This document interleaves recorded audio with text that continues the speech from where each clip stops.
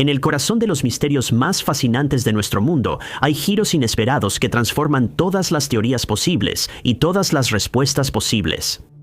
El más pequeño de los detalles puede tener suficiente poder para reconstruir toda la narrativa, ya sea forzando el colapso de una hipótesis de trabajo o presentando una respuesta obvia que carece gravemente de evidencia. Número 10. Antigua es la isla más grande de la nación caribeña de Antigua y Barbuda. La zona es más famosa por sus playas de arena blanca y aguas atractivas. Sirve como un centro tropical para la navegación y los deportes acuáticos, y como el inquietante escenario de los más extraños casos de desapariciones sin resolver que atormentan la isla. Es en la isla de Antigua donde varias personas han desaparecido en el transcurso de los últimos 3 años. En las islas vecinas, quienes desaparecen suelen ser localizados, o bien aparecen con vida, o después son encontrados arrastrados a la orilla. Sin embargo, las víctimas de Antigua desaparecen y nadie sabe qué les está pasando. Una residente, Patricia Joseph, lo describe como una tortura mental. Fue su madre, Hyacinth Gage, de 74 años, quien desapareció dentro de este periodo de 3 años. Patricia siempre está buscando el impermeable naranja brillante y distintivo que su madre llevaba puesto la última vez que la vieron. Entre 2024 y 2025 se han reportado al menos una docena de casos de alto perfil con residentes de este pequeño pueblo caribeño que han tenido un destino similar, desapareciendo sin dejar rastro. Keon Richards fue visto por última vez en su lugar de trabajo, Sandals Grande, en el resort de Antigua. El vehículo de Orton Davids fue encontrado quemado y 3 pescadores barbadenses salieron al mar, siendo los únicos restos de ese misterio los pedazos de su bote que llegaron a la orilla. A pesar de los grandes esfuerzos de búsqueda en muchos de estos casos, las víctimas siguen desaparecidas, sin que se haya encontrado ni un solo rastro en ningún lugar. La especulación está a la orden del día. En lugar de respuestas, los residentes solo ofrecen teorías. La supuesta ira mostrada por la fuerza policial de Antigua ha hecho que muchos se pregunten si el departamento, mal pagado, carece de la voluntad para investigar o si están siendo sobornados para encubrir algo más siniestro, como actividades de pandillas o tráfico. El comisionado interino de la policía de Antigua, Everton Jeffers, reconoció el desempeño mediocre de la fuerza y que hay margen para mejorar. También le pidió al público que mantuviera la mente abierta respecto a la razón detrás del alto número de desapariciones, incluyendo la posibilidad de que exista un tráfico de órganos en la zona, aunque no hay pruebas que respalden esa sugerencia. Según un informe de principios de 2025, el número de casos no resueltos de personas desaparecidas en Antigua asciende a casi 60 y, sin duda, ahora es aún mayor. Pero lo sorprendente es que Antigua solo tiene 100.000 habitantes y la isla tiene solo 108 millas cuadradas, aproximadamente el tamaño de Rosenberg, Texas. Es en esta pequeña isla donde se observa una cantidad desproporcionada de desapariciones en comparación. Ninguno de sus vecinos parece tener una tasa tan alta de casos de personas desaparecidas. Número 9. Fue en 1874 cuando se sintieron los primeros temblores en Carolina del Norte. Fue a principios de febrero cuando la tierra tembló y estruendos desincorporados emanaron de la dirección de la montaña Bald, un pico de 3.020 pies ubicado en la cuenca del río Broad. Algunos vieron humo y vapores saliendo desde dentro de la tierra y pronto se desató un tremendo pánico, alimentado por el fervor religioso. Los residentes de Chimney Rock se pusieron a cubierto y corrieron para salvar sus vidas, creyendo que la montaña era un volcán activo a punto de explotar. Ningún evento catastrófico de ese tipo se manifestó, no salió lava de las grietas y ninguna roca fundida fue expulsada de la boca de la inexistente montaña volcánica. Sin embargo, durante los 2 meses siguientes, los temblores continuaron y una atmósfera de avivamiento religioso y fatalidad inminente se apoderó de los condados que rodeaban la Bald Mountain. La prensa, atraída por el misterio creciente, acudió en masa a la zona y reportó lo que describieron como un acto de intervención divina o una simple coincidencia. Fue 2 meses antes cuando Posey Owensby, un agricultor que vivía en el lado de Stone Mountain que corresponde al condado de McDowell, un pico ubicado en la frontera norte del condado de Rutherford, a unas pocas millas al norte de Chimney Rock, en Carolina del Norte, se aventuró a subir la montaña donde, según se informa, realizó un avivamiento de 3 días que culminó el 9 de febrero. Fue aquí donde el autodenominado predicador supuestamente le pidió al Señor que desatara un temblor sobre la tierra y obligara a los pecadores a su alrededor a prestar atención. Extrañamente, fue al día siguiente cuando los temblores desataron el caos en toda la región. Temblores que nunca antes habían estado ahí. El ganado, los caballos y los cerdos habían sido llevados al bosque y la gente que vivía cerca de la montaña concluyó que solo les quedaban unos días de vida. Mientras la prensa había venido a burlarse del fervor religioso, el geólogo Warren Duper de la Wilford College intentó calmar a los alarmados. Acompañado por un grupo de estudiantes, un ingeniero civil y un editor de periódico, viajó por el Hickory Knot Gap Road, subió y rodeó las montañas Bald y Stone, por caminos y rutas difíciles. El equipo no encontró evidencia de un volcán activo, ni humo saliendo, ni pedazos de roca fundida. Simplemente había una montaña, pero esa montaña seguía retumbando. Después de determinar que no se estaban realizando explosiones para abrir nuevas rutas, los geólogos concluyeron que los temblores debían provenir de debajo de Bald Mountain. Sugirió que las cavernas que se hunden y la composición natural de la cadena montañosa eran las responsables. Investigadores posteriores atribuyeron los temblores a desprendimientos de rocas que ocurren en las cuevas que se encuentran debajo de las montañas. A pesar de la evaluación científica, persistía el misterio sobre qué causó el inicio repentino de los estruendos y cómo se relacionaba con la oración de Posey Owensby. Durante 6 meses en 1874, Rumbling Bald siguió retumbando. Eventualmente, las vibraciones y los fuertes estruendos se disiparon, pero de vez en cuando todavía se siente algún temblor menor. Número 8. Ubicado en el pasillo cerca del vestíbulo del laboratorio Clarendon, en la Universidad de Oxford, Inglaterra, hay un misterio fascinante que ha cautivado a expertos durante generaciones. Es aquí donde la campana eléctrica de Oxford tiene su hogar, sonando silenciosamente durante una cantidad de tiempo sin precedentes. El dispositivo no es solo una curiosidad científica, sino que se ha convertido en un símbolo de resistencia e intriga. Fue una de las primeras piezas adquiridas por el físico Roberto Walker para una colección de aparatos científicos.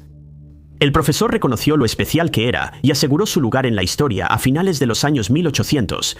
La campana eléctrica de Oxford es una campana eléctrica experimental que consiste en una bola de metal colgante que se mueve de un lado a otro entre 2 pequeñas campanas. Lo que puede parecer un dispositivo simple y directo en realidad es el anfitrión de un misterio peculiar. La campana eléctrica de Oxford ha estado sonando durante más de un siglo y nadie sabe cómo. Desde 1840, el año en que fue construida, ha sonado más de 10.000 millones de veces. El dispositivo funciona con una batería que parece durar para siempre, y los científicos no han podido averiguar cómo ni de qué está hecha la batería que mantiene la campana sonando, lo cual hace cada medio segundo, de manera inaudible, detrás de 2 capas de vidrio. A lo largo de las décadas, la campana se ha convertido en un tema icónico de conversación, inspirando a generaciones de estudiantes e investigadores a reflexionar no solo sobre su mecanismo, sino también sobre los límites más amplios de la comprensión humana. Para poder descubrir sus secretos, los expertos tendrían que desarmarla y averiguar cómo funciona por dentro, pero nadie quiere detener su sonido, y por eso esperan desesperadamente a que deje de sonar por sí sola. Nadie sabe cuándo llegará ese día ni cuánto tiempo podrá durar realmente la batería. Considerado por el libro Guinness de los récords como la batería más duradera del mundo, este dispositivo que suena no ha mostrado absolutamente ninguna señal de agotarse pronto.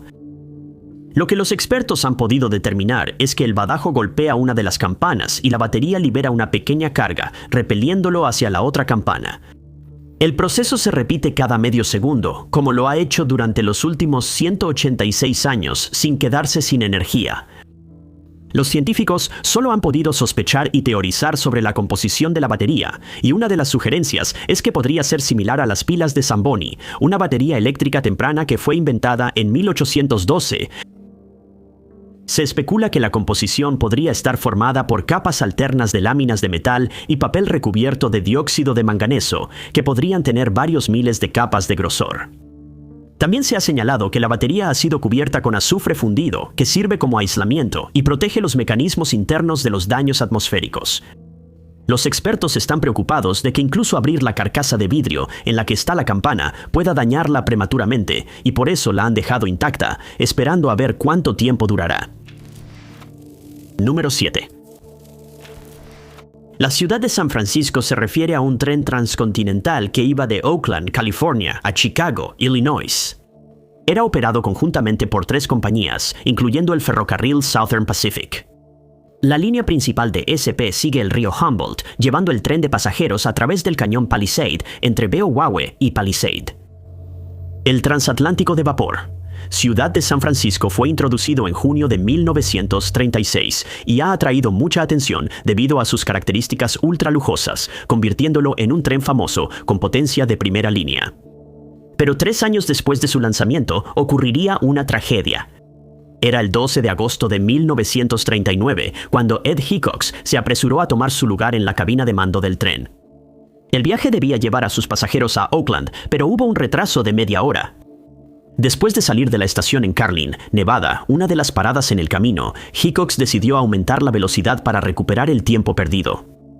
El tren Ciudad de San Francisco estaba ahora a 1.5 millas de Harney, un apartadero ferroviario que se encuentra dentro de la línea principal de SP, en la sección que está entre Beowawe y Palisade. En este punto, Hickox aumentó la velocidad a 90 millas por hora, lo que significaba que incluso si hubiera visto peligro más adelante, no habría podido detenerse a tiempo. A las 9:33 de esa noche, el tren chocó contra una sección de la vía que estaba desalineada. Después de golpear ese tramo, el tren de vapor rápidamente comenzó a descarrilarse, justo cuando cruzaba el cuarto puente en la garganta del río Humboldt. Una nube de polvo y humo señaló la catástrofe, pero de entre los escombros salió el maquinista. Por un milagro, Hickox sobrevivió y corrió el resto del camino hasta Harney para conseguir un teléfono. Llamó a los servicios de emergencia y voluntarios de Beowawe y Carlin se apresuraron al lugar. Los sobrevivientes recibieron atención rápida con botiquines de primeros auxilios, pero tuvieron que esperar mientras se armaba el tren de rescate. No abandonarían el lugar de la tragedia hasta la mañana siguiente. 5 de los vagones del tren fueron dados de baja como resultado, incluyendo la cafetería y la cocina, el vagón comedor de 72 asientos, el vagón salón y buffet, y 2 vagones dormitorio llamados Twin Peaks y Chinatown. Las vías quedaron fuera de servicio durante varios meses y en los días siguientes se llevaron a cabo extensas investigaciones. En un giro inesperado, se descubrió que el desalineamiento fue intencional. Alguien había retirado todo el tramo de riel, lo pintó de color marrón y lo ocultó entre maleza rodadora. Los buzos también encontrarían herramientas en el río Humboldt, revelando que la tragedia fue un acto de sabotaje que requirió 4 piezas de maquinaria pesada. Mover las vías habría tomado 1 hora, y desmontarlas del resto del riel también habría requerido mucho tiempo. Se señala que apenas 4 horas antes, otro tren había pasado por la zona sin que se reportaran problemas. Los investigadores ofrecieron una recompensa por los saboteadores, lo que resultó en el arresto e interrogatorio de varios vagabundos solitarios, aunque la policía creía firmemente que quien fuera responsable debía tener conocimientos sobre operaciones ferroviarias.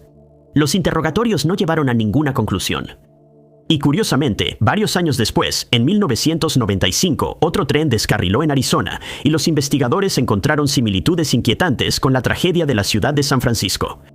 Las vías habían sido movidas en un puente con un terraplén alto, igual que en el evento de 1939. Número 6. Actuando como un huevo de Pascua del folclore ovni está el fenómeno de los hombres de negro. Según la leyenda, estas figuras misteriosas y siniestras aparecen cuando la actividad ovni está en su punto más alto. Supuestamente, estos individuos rastrean a los testigos presenciales y usan métodos inquietantes de intimidación para silenciarlos. Se ha descrito a los hombres de negro como entidades pálidas, que son antinaturalmente rígidas y que usualmente se ven vestidos con trajes negros idénticos y lentes oscuros. Poseen un comportamiento no humano que deja comprensiblemente perturbados a quienes se encuentran con ellos. En muchos de estos encuentros, los hombres de negro parecen tener un propósito claro y van directo al grano. En el incidente de Harold Dahl de 1947, el patrullero del puerto que investigaba un ovni cerca de la isla Maury fue amenazado directamente durante su visita. Y en el caso de Albert Bender y la IFSB de 1952, una visita de los hombres de negro resultó en el cierre forzado de su investigación sobre ovnis.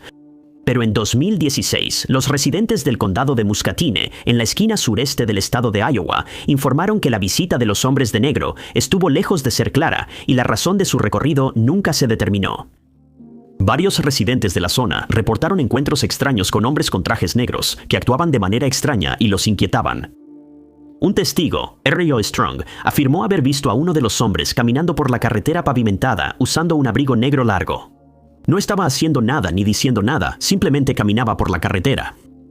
Una mujer tuvo un encuentro similar, ya que vio a una persona sola con un abrigo negro caminando por la carretera.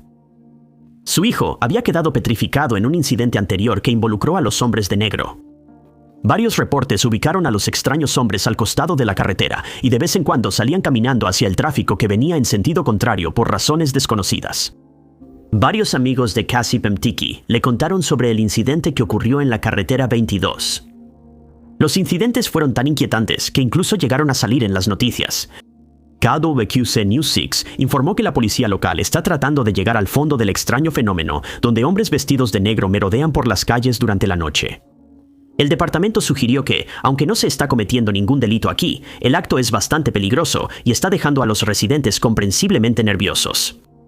La policía de Muscatine ha recibido varios reportes de las mismas personas saltando muros y caminando por los patios de los propietarios.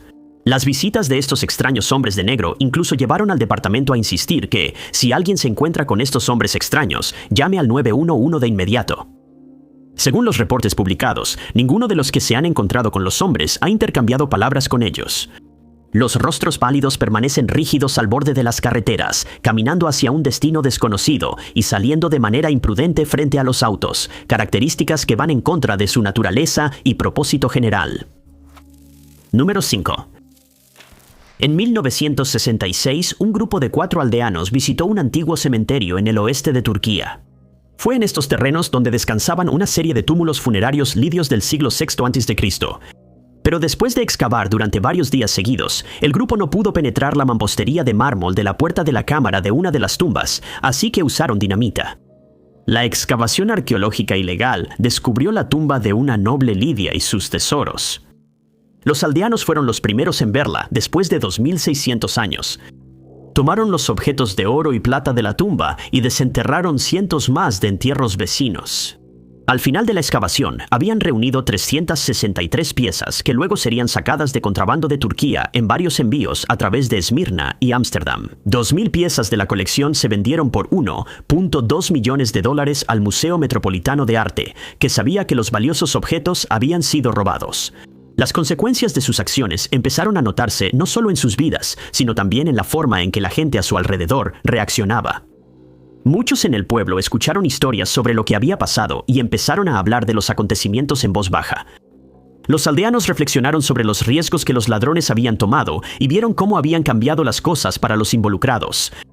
Algunos aldeanos pensaban que el tesoro no había traído más que problemas. La atmósfera en la aldea cambió, mientras la gente se preguntaba si la maldición afectaría a alguien más relacionado con los artefactos. Sin embargo, la riqueza de los aldeanos no duraría mucho. Poco después del robo y la venta de los valiosos artefactos, fueron acosados por la mala suerte. Uno de los ladrones, afirmó un aldeano, perdió a 3 de sus hijos. Luego estuvo involucrado en un accidente y quedó paralizado después de eso. Otro ladrón enfrentó un amargo divorcio que lo llevó a caer en la desesperación. Uno de los hombres supuestamente enloqueció y empezó a decirle a la gente que había escondido 40 barriles de oro. Se dice que un cómplice del robo, que vendió los artefactos en el extranjero, pasó por penurias terribles nunca reveladas y vivió una vida llena de dolor. Sin embargo, la maldición no se detuvo con los ladrones y contrabandistas. Parecía causar infortunio de manera inexplicable a cualquiera que tocara los artefactos. Un director de museo que fue declarado culpable de vender tesoros del museo para pagar deudas de juego también fue alcanzado por la desgracia, la cual se manifestó de muchas formas, incluyendo una sentencia de prisión de 13 años. Los hombres que participaron en el robo intentaron volver a sus vidas normales, pero la sensación de inquietud persistía. Las personas que sabían sobre los acontecimientos empezaron a ver el tesoro de manera diferente. En lugar de ser una fuente de riqueza, ahora se veía como algo que traía mala suerte.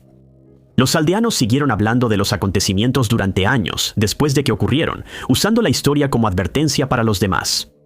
La leyenda del tesoro corrosivo se hizo más fuerte y la precaución que fomentó permaneció en la comunidad. El impacto del descubrimiento del tesoro y la desgracia que siguió se volvió parte de la memoria colectiva del pueblo, moldeando la manera en que la gente pensaba sobre los riesgos del pasado inquietante. Número 4. El submarino israelí, Dakar, fue construido en el apogeo de la Segunda Guerra Mundial en Gran Bretaña y fue inicialmente puesto en servicio como el HMS Totem en 1943. Después de la guerra, el submarino fue modificado y fue lanzado oficialmente por Israel en 1967. Después de que el Dakar se sometió a algunas pruebas cerca de Escocia, se preparó para un viaje a Haifa para su ceremonia oficial.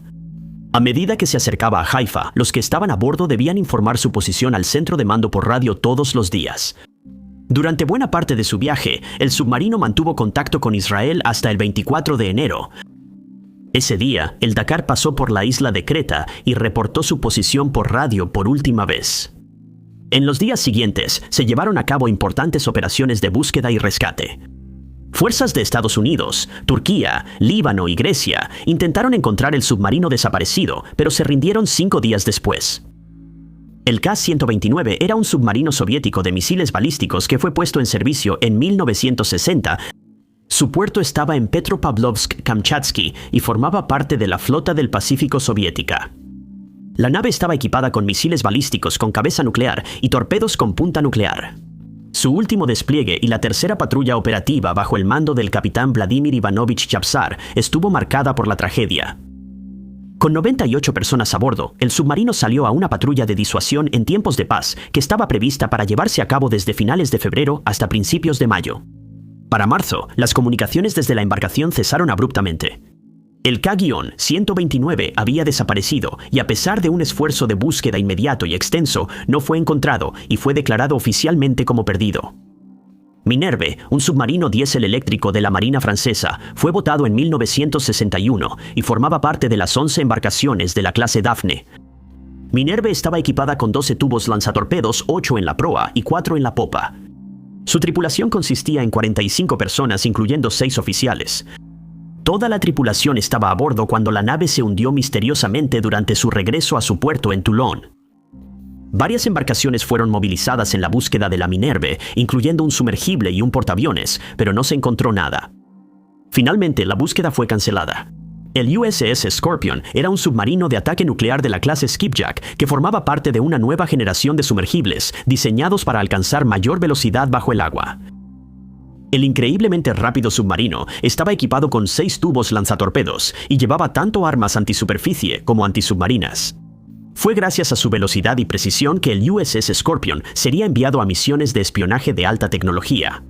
Fue desviado del mar Mediterráneo para interceptar una fuerza naval soviética ubicada cerca de las Islas Canarias, pero la nave nunca regresaría de esta misión y fue declarada como perdida, convirtiéndose en uno de los misterios marítimos más conocidos de la era de la Guerra Fría.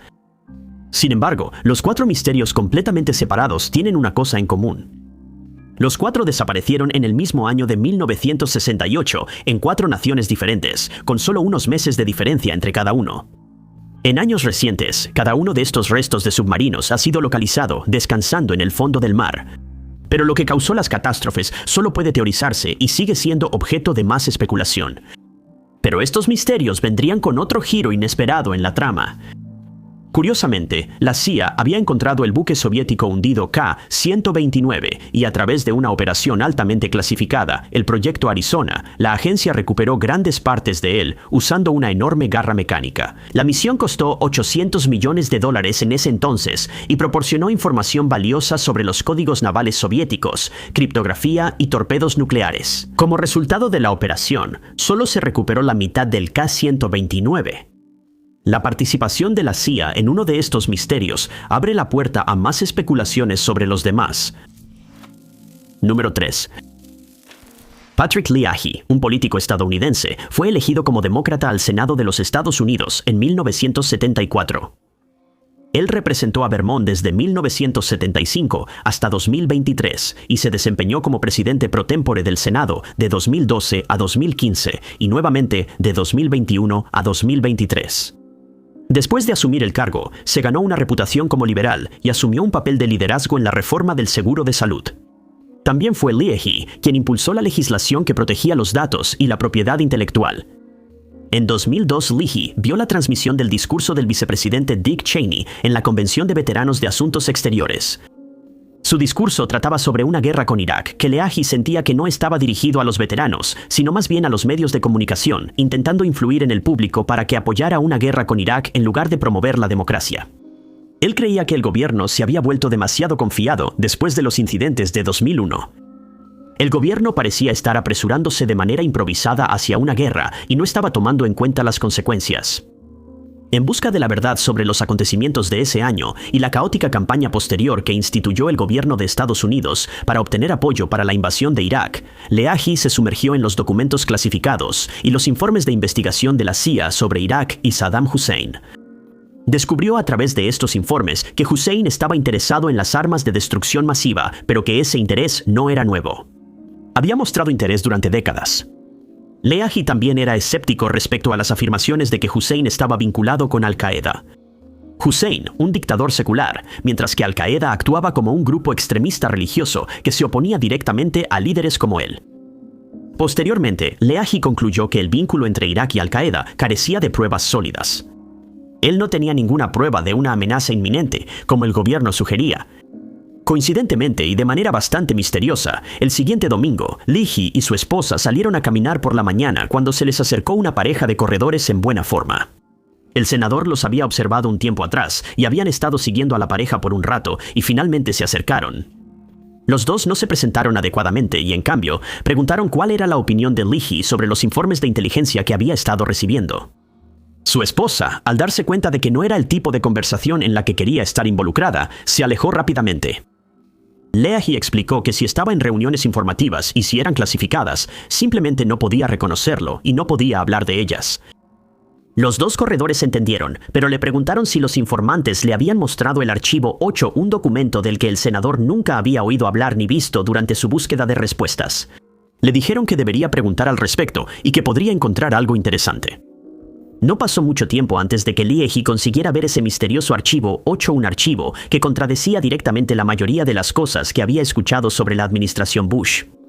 Específicamente, giraba en torno a las armas de destrucción masiva y contradecía las justificaciones de la administración para la invasión de Irak. Posteriormente votó en contra de la guerra. Lee nunca descubrió quiénes eran los misteriosos corredores, ni tampoco quería hacerlo. Algunos se preguntan si eran agentes rebeldes del FBI o la CIA que eligieron comunicarse coincidentemente con Leahy, quien ya era escéptico de las afirmaciones del gobierno, haciéndose pasar por corredores cualquiera. También es incierto si intentaron comunicarse con otros senadores o cómo supieron sobre el archivo 8 si ni siquiera Leahy estaba al tanto de él. Número 2. El 12 de noviembre de 1936, un hombre que se identificó como George J. Stein entró a un banco en Ripon, Wisconsin. Estaba ahí para abrir una cuenta de ahorros por $120, no proporcionó ningún número de seguro social y no dejó una dirección particular. Simplemente le dio su nombre a los cajeros, el cual nunca fue verificado, depositó su dinero y se fue. El mismo hombre, bajo el mismo nombre, apareció en docenas de otros bancos en todo el Medio Oeste. Cada vez abría una cuenta bancaria dedicada ya sea a ahorros o a préstamos. De 1936 a 1952 abrió cuenta tras cuenta, sumando 5 en Wisconsin, 3 en Indiana, 2 en Minnesota, 1 en Iowa y otra en Illinois. En 1952 se abrió la última de las cuentas de Stein, y después de eso nadie volvió a ver al hombre misterioso, ni aparecieron más cuentas a su nombre. George J. Stein había desaparecido y dejó atrás $130,000 que no habían sido reclamados en cada una de estas cuentas bancarias. Un investigador, Tom Becker, intentó llegar al fondo del misterio y comenzó a investigar las cuentas, y descubrió, de manera bastante extraña, que solo una de ellas tenía una dirección real vinculada. Una de las cuentas de Indiana tenía como dirección el número 505 de Washington Street. Aquí operaba un negocio que fabricaba sombreros, guantes y otros accesorios. La empresa había empleado a un vendedor ambulante llamado Ralph Barnett, quien aparentemente coincidía con la descripción general de Jorge J. Stein. Los lugares de ventas de Barnett también parecían coincidir con los lugares donde se había visto a Stein. Becker creía que Stein y Barnett eran la misma persona, pero esto no explica por qué el vendedor ambulante desaparecería de repente, dejando los fondos intactos. Otra investigadora, Frances Stroll, intentó desentrañar el misterio y descubrió que Stein había escrito una dirección de remitente en uno de sus depósitos, y esta vez llevaba a un hombre llamado Ed Fay. Ed Fay, según archivos de periódicos, era un criminal que robó una sucursal bancaria en Superior, Wisconsin, en 1903 y se llevó $15,000 en estampillas y efectivo. Fue arrestado poco después, pero escapó de la cárcel en 1904 y nunca se le volvió a ver. Skoll descubrió que las edades de Stein y Fay coincidirían y cree que el criminal cambió su nombre para encubrir sus crímenes, lo que le permitió seguir teniendo acceso a su dinero. Pero no hay absolutamente ninguna otra evidencia que confirme que alguna de estas teorías sea correcta. Parece que cualquier dirección que se proporcionaba llevaba a diferentes personas, que es justo como Stein lo quería. Banco 1903. Ese dinero, $130,000, sigue sin ser reclamado hasta el día de hoy. Número 1. Fue en 1888 cuando ocurrió el crimen sin resolver más famoso. Ese año, entre agosto y noviembre, una serie de homicidios arrasó el distrito de Whitechapel en Londres. Ese año se documentaron 5 homicidios directamente vinculados a un individuo, aunque se sospecha que el agresor desconocido estuvo detrás de otros crímenes sin resolver que ocurrieron de 1888 a 1892. El agresor fue nombrado Jack el Destripador por el público, y hoy en día sigue siendo un misterio mientras las autoridades y los entusiastas investigan y analizan cada posible teoría. Una persona que apareció en la lista de sospechosos en 1888 fue un hombre llamado Thomas Hine Cutbush. De hecho, él era el principal sospechoso en ese momento. Nació en 1866 en Kennington, Inglaterra, a 3 millas de Whitechapel. Provenía de una familia respetable de clase media, pero su infancia estuvo lejos de ser feliz. Cuando aún era joven, su padre dejó a la familia y se volvió a casar en Nueva Zelanda. Era hijo único, y su madre nunca volvió a casarse. Se decía que tanto su madre como su tía eran increíblemente religiosas y tenían trastornos neurológicos no revelados. Tomás mostró serios problemas de conducta desde temprano y fue despedido de su primer trabajo por eso. En su segundo lugar de trabajo, supuestamente empujó a su jefe por unas escaleras. Fue en este momento cuando comenzó a mostrar un comportamiento preocupante y extravagante. Durante el día, Tomás se aislaba en su casa y se absorbía leyendo libros de medicina. Pero por la noche, mientras los demás dormían, él estaba en Whitechapel, saltando muros y alterando la paz. La condición de Tomás continuó deteriorándose hasta el punto en que creía firmemente que su doctor intentaba envenenarlo. Se obsesionó con la narrativa. Incluso recurrió a uno de los mejores abogados de Londres, pero este esfuerzo solo lo llevó a su siguiente conclusión extravagante, que la conspiración para acabar con su vida llegaba incluso al sistema judicial.